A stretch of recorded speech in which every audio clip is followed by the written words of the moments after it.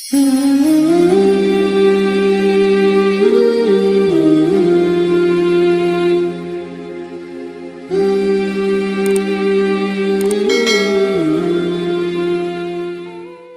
sebelum kelahiran Nabi Muhammad SAW, Ats-Salabi mengisahkan lelaki yang bernama Isya.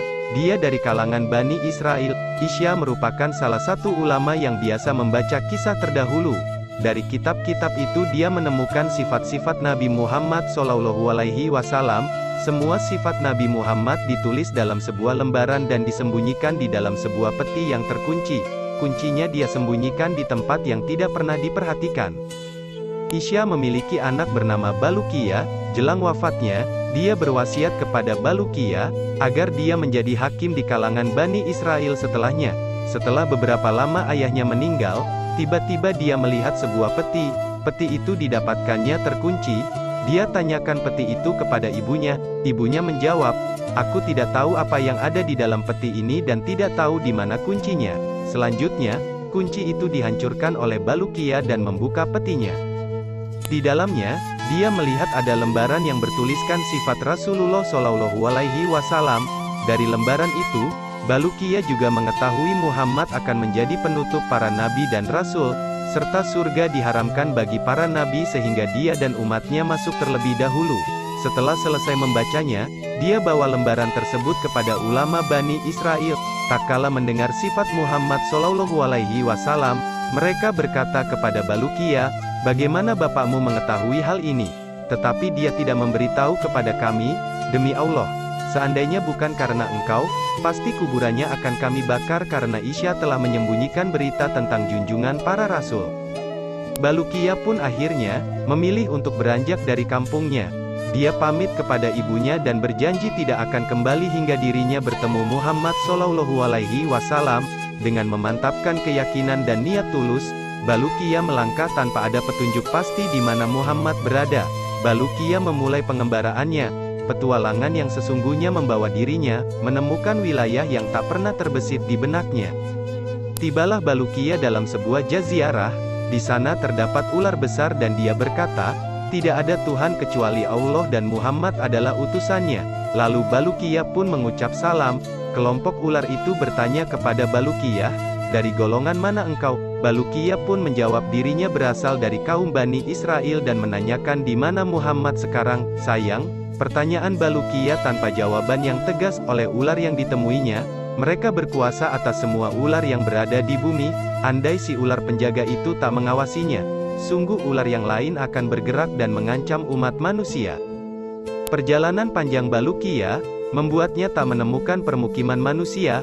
Bertemu ular berukuran besar dan mampu berbicara membuatnya bingung. Namun rasa takjub itu dibuangnya jauh-jauh. Dirinya fokus untuk bertemu Muhammad. Perjalanan panjang dengan sederet keanehan tak berhenti dari situ. Baluqiyah menghitung sudah 7 lautan telah dilalui, dan itu dilaluinya dengan menempuh perjalanan bertahun-tahun, hingga dirinya pun kembali tiba dalam sebuah jazirah. Di sana terdapat pohon kurma dari emas.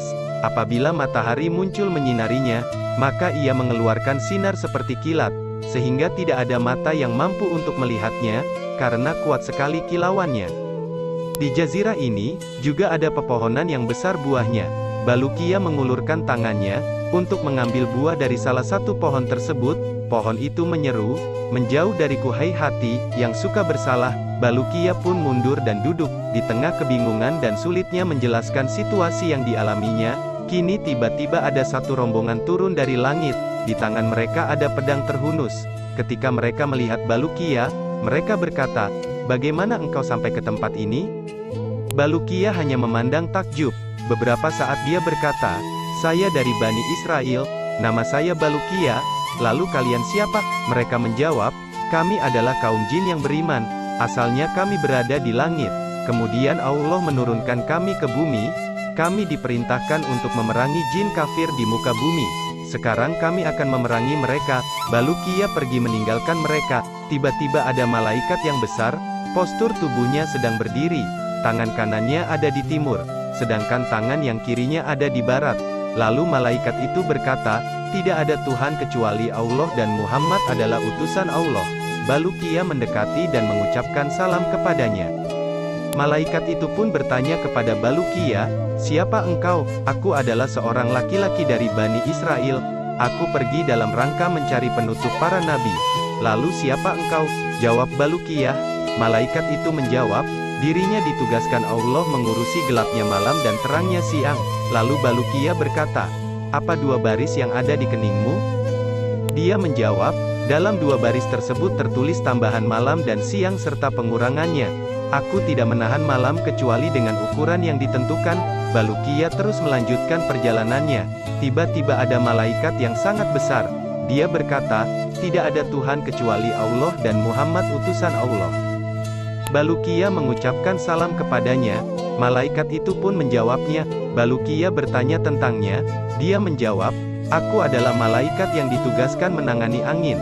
Aku tidak akan melepaskan angin kecuali atas izinnya. Aku menggenggam laut. Seandainya tidak demikian, tentu semua yang ada di muka bumi akan binasa." Keanehan demi keanehan, Balukia mencoba terbiasa dengan lingkungan yang dihadapinya. Semangat untuk bertemu Muhammad sangat menggebu-gebu, hingga akhirnya Balukia tiba di Gunung Qaf. Gunung itu terbuat dari yakut hijau. Ia mengelilingi dunia seluruhnya. Karena pancaran sinar gunung tersebut, langit terlihat berwarna biru. Allah menugaskan penanganan gunung ini kepada seorang malaikat. Apabila Allah hendak mengguncangkan sebagian bumi, Dia memerintahkan malaikat tersebut untuk menggerakkan lapisan yang tersambung dari belahan bumi tersebut ke Gunung Qaf. Apabila Allah hendak menenggelamkan sebuah desa beserta isinya, maka Dia mengizinkan kepada malaikat itu untuk memotong lapisan kampung tersebut dari bumi. Balukia bertanya kepada malaikat itu, "Apa yang ada di belakang gunung ini?" "Di belakang gunung ini ada 40.000 kota selain kota-kota dunia.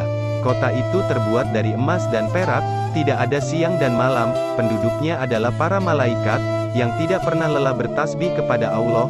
Jawab sang malaikat. Balukia kembali bertanya, "Apa di belakang kota-kota itu?" Dia menjawab, "Di belakangnya ada 70.000 hijab, penghalang, setiap hijab besarnya seukuran dunia. Tidak ada seorang pun yang mengetahui di balik hijab itu, kecuali Allah." Balukia pun meninggalkan malaikat itu. Dia melanjutkan perjalanannya hingga sampai ke sebuah gunung. Di sana ada malaikat-malaikat yang rupa mereka seperti kijang. Balukia mengucapkan salam kepada mereka, mereka pun membalasnya. Balukia bertanya kepada mereka, "Siapa kalian?" "Kami adalah sebagian malaikat Allah. Di sini kami beribadah kepada Allah semenjak kami diciptakan," jawab si malaikat. Lalu Balukia bertanya kepada mereka tentang gunung besar yang menghadap kepada mereka, yang menyinarkan cahaya seperti matahari. Lalu malaikat menjawab, "Itu adalah gunung dunia yang terbuat dari emas. Semua logam emas yang ada di bumi bersumber darinya." Balukia meninggalkan mereka. Dia melanjutkan perjalanannya hingga sampai ke sebuah laut yang luas. Di sana ada dua ikan yang sangat besar. Dia mengucapkan salam kepada mereka, dan mereka pun membalasnya. Keduanya bertanya kepada Balukia, "Siapa engkau, hai makhluk Allah?" "Aku Balukia, dari Bani Israel. Aku datang dalam rangka mencari Muhammad, penutup para nabi. Apakah kalian memiliki sesuatu yang bisa aku makan?" tanya Balukia. Atas izin Allah, kedua ikan itu memberinya roti. Dimakannya roti itu dan setelahnya Balukia tidak merasa lapar lagi. Selanjutnya, dia sampai ke sebuah jazirah. Di sana Balukia melihat seekor burung yang sangat besar, indah rupanya dan memiliki sesuatu yang bisa membuat akal tercengang karena keindahannya.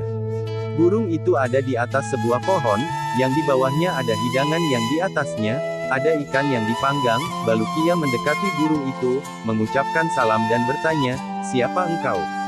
"Aku adalah salah satu malaikat yang ada di surga. Aku diutus oleh Allah, mengirim hidangan ini kepada Adam dan Hawa, ketika keduanya berkumpul di Gunung Arafah. Keduanya telah menyantap sesuatu darinya, lalu Allah menyuruhku untuk meletakkan hidangan tersebut di sini, dan aku berdiam diri di dekatnya hingga hari kiamat," kata si burung itu. "Dia juga memerintahkanku untuk memberikan sesuatu kepada orang yang datang ke sini." Maka Balukia memakan sesuatu dari hidangan itu. Akan tetapi tak sedikit pun hidangan itu berkurang. Hidangan itu seperti kembali keadaannya semula. Balukia bertanya kepada sang burung tentang hidangan itu. Ia menjawab, "Sesungguhnya makanan dunia akan berkurang dan berubah bila didiamkan, sementara makanan surga tidak akan pernah berkurang dan berubah." apakah ada seseorang yang pernah memakan hidangan ini? Tanya kembali Balukia. Sudah, sesungguhnya Khidir Abdul Abbas, terkadang datang ke sini dan memakan hidangan ini. Setelah itu dia pergi lagi, jawab si burung. Mendengar itu Balukia memutuskan diri tinggal di tempat untuk bertemu Khidir, berkumpul bersamanya dan menanyakan berbagai hal kepadanya. Pada suatu hari, ketika Balukia sedang duduk, tiba-tiba Nabi Khidir, alaihi salam mendatanginya dengan mengenakan pakaian putih. Balukia berdiri menyambut dan mengucapkan salam kepadanya. Khidir membalasnya. Balukia berkata, "Wahai Abdul Abbas, aku telah berpergian dalam rangka mencari Nabi akhir zaman, hingga akhirnya aku sampai ke tempat ini. Aku diam di sini menunggu kedatanganmu, agar engkau memberitahuku tentangnya." Hai Balukia, sesungguhnya Nabi akhir zaman tidak akan muncul saat ini, dan engkau tidak akan bertemu dengannya sekarang ini, balas Khidir.